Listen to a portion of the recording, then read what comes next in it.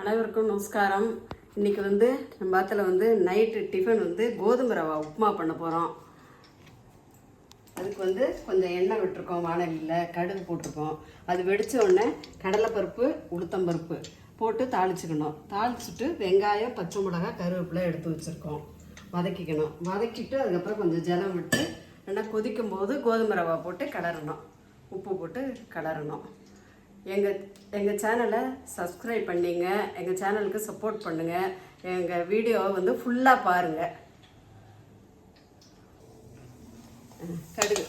கடுகு வெடிச்செடுத்து அதில் கடலைப்பருப்பு உளுத்தம்பருப்பு போட்டிருக்கோம்.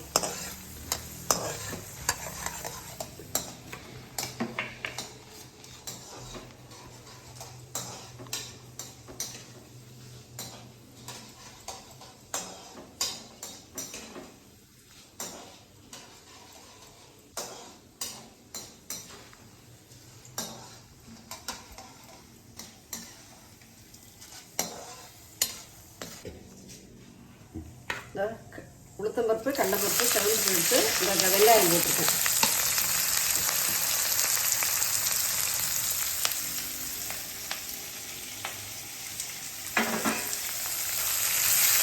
வெங்காயம் போட்டு கொஞ்சமாக வதக்கணும்.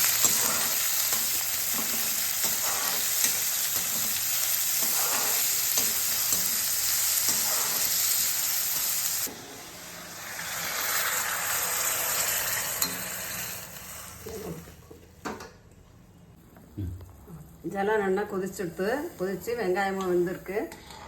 கோதுமை ரவை போட்டு கிளறணும்.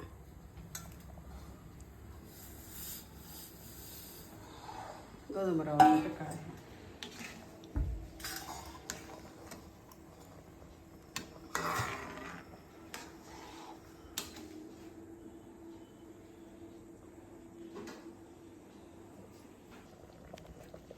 கோதுமை ரவா வேகிறதுக்கு கொஞ்சம் லேட் ஆகும்.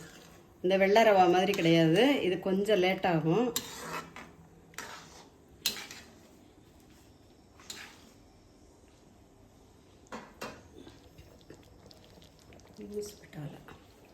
உப்புமா ரெடி ஆகிடுது. கோதுமை ரவா உப்புமா ரெடி ஆகிடுது. உங்கள் இடத்துல என்ன டிஃபனுங்கிறத கமெண்ட் பண்ணுங்கள். எங்கள் சேனலை சப்ஸ்கிரைப் பண்ணுங்கள்.